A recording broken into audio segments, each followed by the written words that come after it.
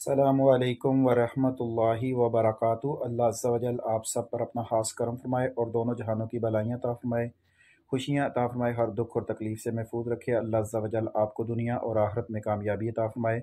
जिस मकसद के लिए आप जहाँ भी लगे हुए हैं, अल्लाह अज़्ज़ा वजल आपको उसमें कामयाबी अता फरमाए। आज की वीडियो नहायत ही दुख और अफसोस हो रहा है। यूनान एम्बेसी से रिलेटेड जो वीज़ा और फाइल वगैरह जमा हो रही हैं, उससे रिलेटेड आप लोगों से कल वाली वीडियो में भी इल्तिजा की थी कि डिसिप्लिन का ख्याल रखा करें। कल भी पाकिस्तानियों ने वहाँ पे जाके एम्बेसी के बाहर लड़ाई की, उन्होंने कुछ फ़ाइलें जमा की और फिर उन्होंने एम्बेसी का सिस्टम बंद कर दिया। आज भी दो ग्रुपों के दरमियान बहुत लड़ाई हुई, जिसकी वजह से पुलिस को भी बुलाना पड़ा और जिसकी वजह से जो है दोबारा फ़ाइल का मसला जो है वो पैदा हुआ। देखें, आप लोग अगर तावन नहीं करेंगे तो वीज़े किसके रिजेक्ट होंगे? आपके। नुकसान किसका होगा? आपका। एम्बेसी का क्या जाना है? एम्बेसी का तो कुछ भी नहीं जाना। उन्होंने गुस्सा तो आपके ऊपर ही निकालना है। आप वहाँ लड़ें, मसाइल पैदा करें, तो नुकसान तो आपका ही है ना। आज भी ऐसा ही हुआ।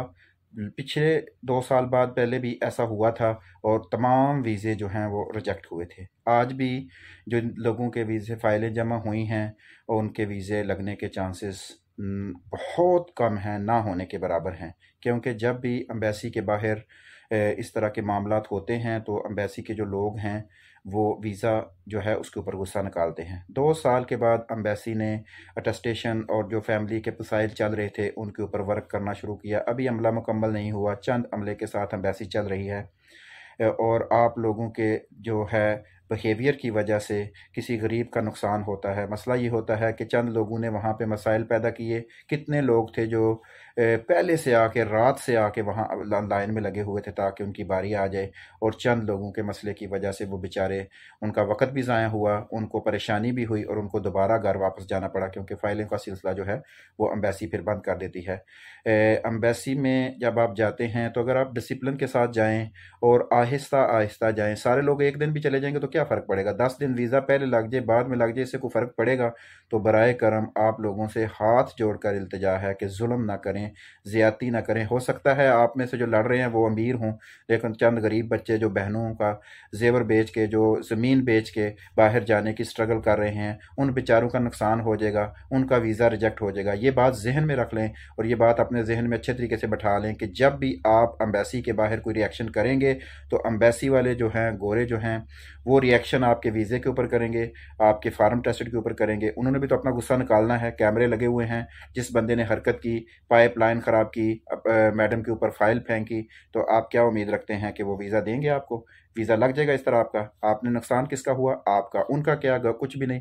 उन्होंने आपसे वीज़ा फ़ीस भी ले लेनी है, मेडिकल फ़ीस भी ले लेनी है और एंड पे आपका वीज़ा रिजेक्ट कर देना है। तो इसलिए आप थोड़ा सा गौर व फिक्र करें और इन मसाइल को समझने की कोशिश करें। डिसिप्लिन का ख्याल रखें। कोई ज़रूरी है कि एक दिन ही सब ने जाना है? भाई 10 बंदे 20 बंदे एक दिन लगे जाएँ, चले जाएँ, 10 15 20 बंदे दूसरे दिन चले जाएँ, 10 15 20 बंदे तीसरे दिन चले जाएँ। हफ्ते में इस तरह स्टेप बाई स्टेप आप जाएँ, और अगर आप डिसिप्लिन के साथ चलें और सही तरीके से लाइन में लगें और माहौल को ख़राब ना करें, तो एम्बेसी तो 200 बंदे को भी हैंडल करती रही है, 400 बंदे को भी हैंडल करती है। तो इसलिए कोशिश करें। नुकसान आपका ही है। नुकसान आपकी वजह से किसी गरीब का हो सकता है। नुकसान पाकिस्तान का होगा, पाकिस्तानियों के वीज़ों का होगा, पाकिस्तानी जिन्होंने इतनी मेहनत से यहाँ से फ़ाइलें भेजी हुई हैं उनका नुकसान होगा। लड़ाई का आपको कोई किसी किस्म का फ़ायदा नज़र आए, ये हो ही नहीं सकता। तो लाइन में अगर आप लगे हुए हैं, कोई दूसरा लाइन में लग गया और इस पर लड़ने की बजाय अगर एक बंदा पहले चला जाए और एक बाद में चला जाए, तो क्या मसला है? तो इसलिए आप लोगों से यही इल्तिजा है। मैं तो आप लोगों से यही कहूँगा कि रोज़ाना जाने से पहले एम्बेसी की सूरत हाल देख लें। रोज़ाना हम आपको एम्बेसी की ताज़ा तरीन सूरत हाल से आगाह करते हैं कि आज क्या पोजीशन है, आज क्या पोजीशन है। तो आप अभी रश है भाई, आज 250-300 बंदा गया हुआ था, तो अगर यही बंदे थोड़े थोड़े करके जाएं और निज़ाम के साथ, डिसिप्लिन के साथ जाएंगे तो सबका काम भी हो जाएगा, आपको परेशानी का सामना भी नहीं करना पड़ेगा, आपका किराया भी ज़ाया नहीं होगा।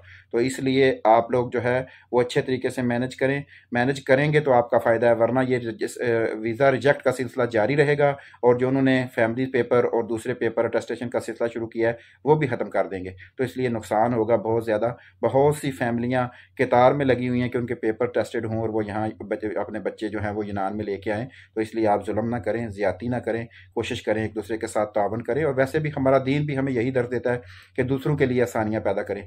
जब हम दूसरों के लिए आसानियाँ पैदा करेंगे तो अल्लाह अज़्ज़ा वजल हमारे लिए भी आसानियाँ पैदा करेगा।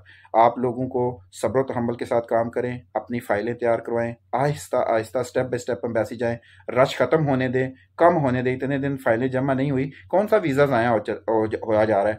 वीज़ा इतनी जल्दी ज़ाया नहीं होता, इसकी बाकायदा काफ़ी डेट होती है। तो आप परेशान ना हों, सिर्फ वही लोग पहले जाएँ जिनका वीज़ा काफ़ी देर से पहले आया हुआ है। जिनका वीज़ा अभी फ्रेश आया हुआ है वो थोड़ा सा इंतज़ार करें, सुकून करें, अपने इंटरव्यू की तैयारी करें, अपने मेडिकल की तैयारी करें, अपने फ़ाइल की तैयारी करें, अपने पेपर्स की तैयारी करके अच्छे तरीके से अपनी तैयारी करके रखें। जैसे ही हालात बेहतर होते हैं तो चले जाएँ। बाकी अल्लाह अज़्ज़ा वजल से दुआ है कि अल्लाह अज़्ज़ा वजल आपको कामयाबी दे और आपके लिए आसानियाँ पैदा करे। फिर आपसे इल्तिजा है कि ऐसे हालात पैदा ना करें जिससे गरीबों का नुकसान हो, गरीबों के ऊपर ज़्यादती हो जाए, तो इस बात से बचें। बाकी आपको किसी किस्म की समझ ना आए, आपने फॉर्म जो है पुर करने हों, आपने इंश्योरेंस वगैरह करवानी हो, तो वो आप हमसे रब्ता कर सकते हैं। हम आपको माकूल बंदे तक पहुंचा देंगे जो आपको कम पैसों में आपका काम करेगा, क्योंकि इन सारे सिलसिलों में भी लूटने वाले बैठे हुए हैं धड़ाधड़ धड़ाधड़। तो अल्लाह के फजलो करम से हमने जो भी करना है अल्लाह की रज़ा के लिए करना है और इसलिए करना है कि कोई नेकी हो जाए, किसी का भला हो जाए और ये नेकी कब्र में हमारे काम आ जाए। तो आप हमसे रब्ता कर सकते हैं। बाकी ये है कि ये ज़हन में रखें कि आप व्हाट्सएप पर जब रब्ता करते हैं तो अपना वॉइस मैसेज छोड़ दिया करें। कॉल करने की कॉल हो ही नहीं सकती, ना तो नंबर पे कॉल होगी क्योंकि नंबर पाकिस्तान में है और मैं यूनान में हूँ, तो नंबर पे कॉल करने का भी कोई फ़ायदा नहीं है। आप सिर्फ व्हाट्सएप पे वॉइस मैसेज कर दें, वक्त मुनासिब पे आपके मैसेज को जवाब देने की कोशिश की जाएगी। अल्लाह अज़्ज़ा वजल आपको दोनों जहानों में कामयाबी अता फरमाए और अल्लाह ताला आपकी मदद फरमाए और अल्लाह पाक अच्छे हालात पैदा कर दे और सब के लिए रोज़गार में आसानी पैदा हो जाए। अल्लाह पाक से भी दुआ है कि अल्लाह पाक हमें दुनिया और आखिरत में कामयाबी अता फरमाए। आप लोगों से भी इल्तिजा है कि कुछ ख्याल करें, कुछ नरमी इख्तियार करें, अपने रवैयों में, अपने हलाकियात में थोड़ा सा ऐसा डिसिप्लिन पैदा करें कि गोरों को भी पता लगे कि ये एक अच्छी कौम है, अच्छे तरीके से चलती है। अल्लाह पाक आपको खुश रखे। बाकी फिर भी आपके ज़हन में कोई क्वेश्चन आए तो आप कमेंट बॉक्स में बता सकते हैं, इंशाल्लाह उसका जवाब देने की कोशिश की जाएगी। अस्सलामु अलैकुम व रहमतुल्लाहि व बरकातुहू।